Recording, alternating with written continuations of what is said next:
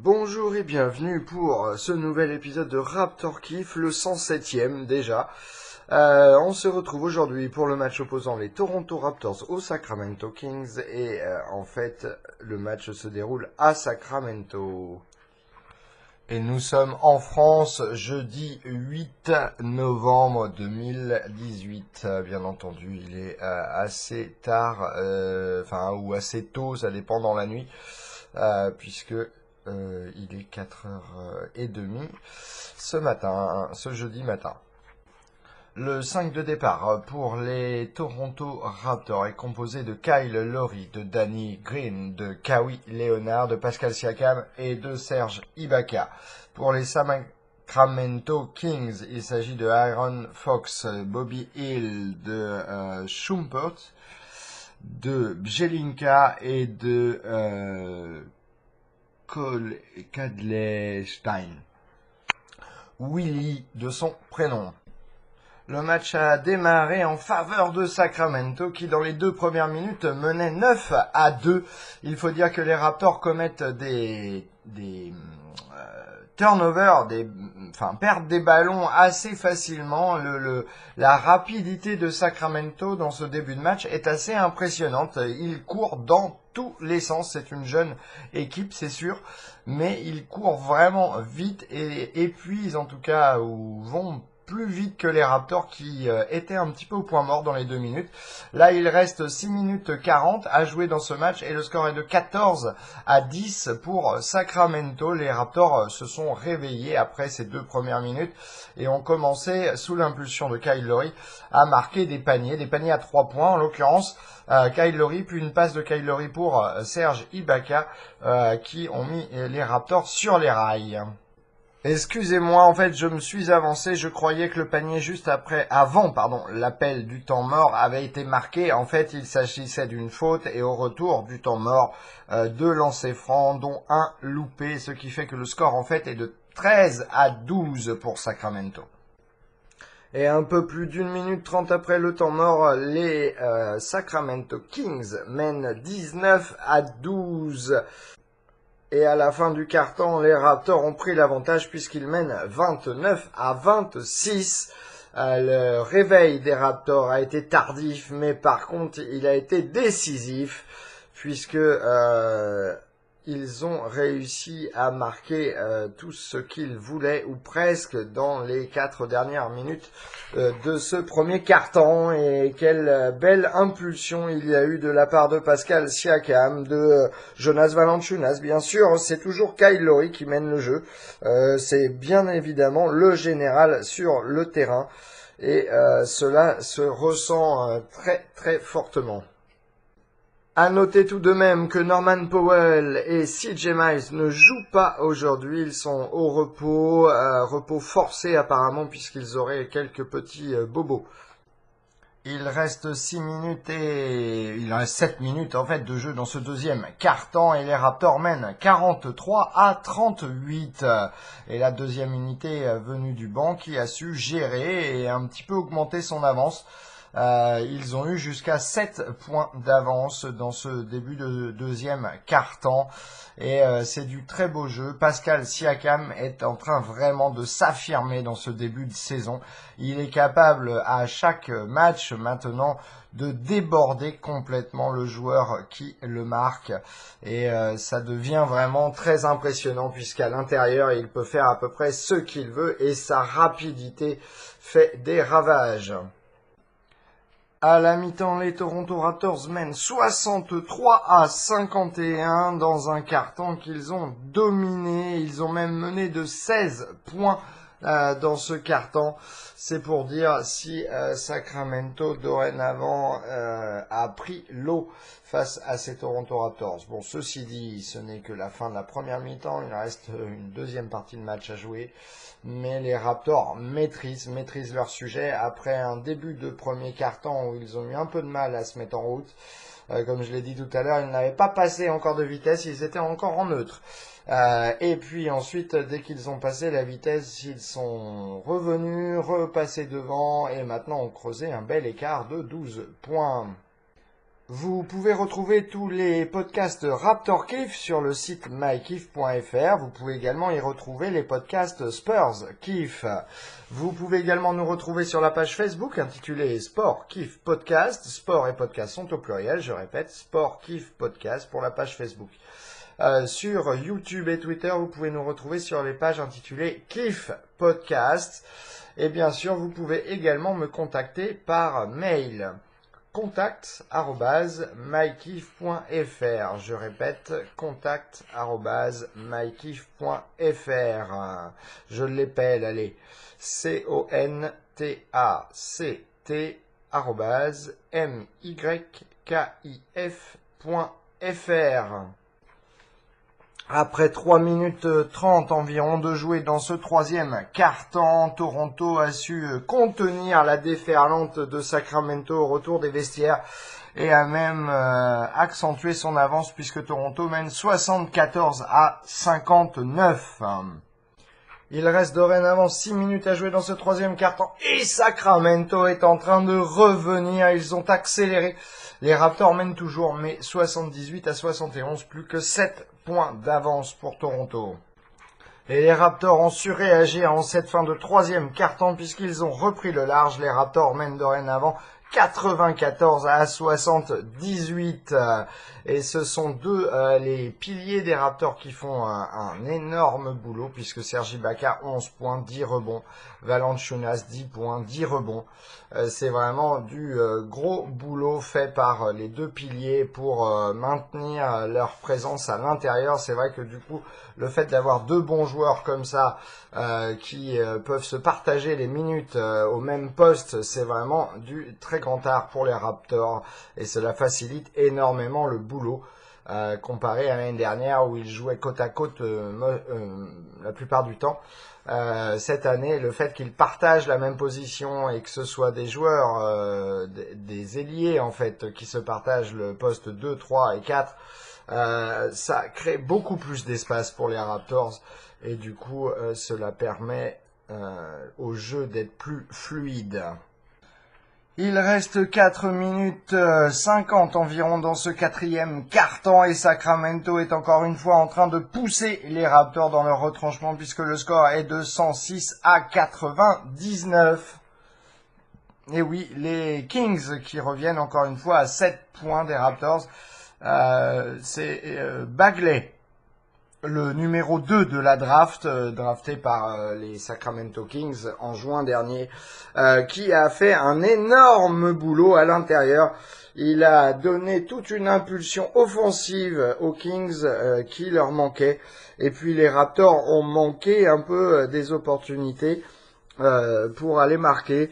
Il faut dire que ce soir, les Raptors ont plus de turnovers que de passes décisives, ce qui est relativement rare pour eux, mais il fallait le souligner.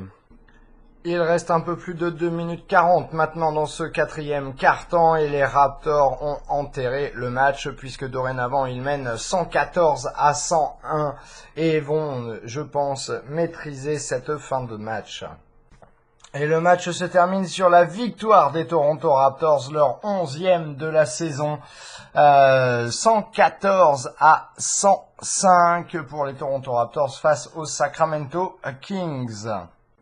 Passons tout de suite à la feuille de match. Kawhi Leonard a joué 31 minutes, 25 points, 11 rebonds, 2 passes décisives, 7 sur 17 au tir, 2 sur 5 à 3 points, 9 sur 9 au lancer franc, 2 rebonds offensifs, 5 turnovers et il termine avec plus 0. Pascal Siakam a joué 34 minutes, 21 points, 3 rebonds, 1 passe décisive, 2 ballons volés, 8 sur 11 au tir, 0 sur 2 à 3 points, 5 sur 5 au lancer franc, 1 rebond offensif, 1 turnover, 3 fautes commises, il termine avec 0. Serge Ibaka a joué 28 minutes, 14 points, 14 rebonds, 3 contre, 6 sur 10 au tir, dont 2 sur 3 à 3 points, 3 rebonds offensifs, 3 turnovers, 4 fautes commises, il termine avec plus 5. Danny Green a joué 31 minutes, 6 points, 5 rebonds, 2 passes décisives, 1 ballon volé, 2 sur 10 au tir, dont 2 sur 8 à 3 points. un rebond offensif, 5 turnovers, une faute commise. Il termine avec plus 11. Kyle Lowry, quant à lui, a joué 35 minutes, 16 points, 2 rebonds, 8 passes décisives, 3 ballons volés, 6 sur 13 au tir, 2 sur 8 à 3 points, 2 sur 3 au lancer franc, un rebond offensif, 4 turnovers, 3 fautes commises. Il termine avec plus 8. Venu du banc, OG Anunoby a joué 23 minutes, 11 points, 7 rebonds, 1 ballon volé, 5 sur 9 au tir, dont 1 sur 3 à 3 points, 3 rebonds offensifs et 3 fautes commises. Il termine avec plus 13. Jonas Valanciunas a joué 19 minutes, 11 points, 10 rebonds, une passe décisive, 1 contre, 4 sur 7 au tir, 3 sur 4 au lancer franc, 2 rebonds offensifs, 1 turnover, 3 fautes commises. Il termine avec plus 4. Fred VanVleet a joué 21 minutes, 8 points, 1 rebond, 2 passes décisives, 2 ballons volés, 3 sur 9 au tir, 2 sur 6 à 3 points et 3 fautes commises. Il termine avec plus 3. Ensuite, nous avons Delon Wright, qui a joué 13 minutes, 2 points, une passe décisive, 1 ballon volé, 0 sur 3 au tir, 0 sur 1 à 3 points, 2 sur 2 au lancer franc, 1 rebond, 1 turnover.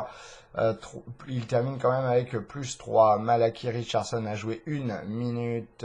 Il n'a rien fait en stats, mais par contre, il termine avec moins 2. Au total, les Raptors ont donc marqué 114 points, 53 rebonds, 17 passes décisives, ce qui est très peu.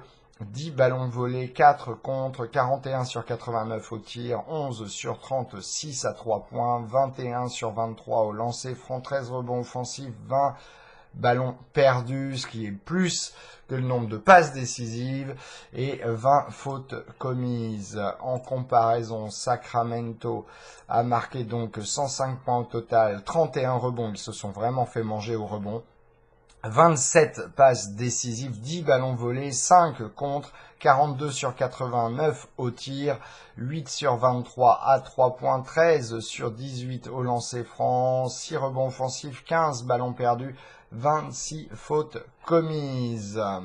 Le plus de ce match revient à la paire Valanciunas et Serge Ibaka qui ont encore fait un superbe boulot en cumulant les minutes au poste de pilier.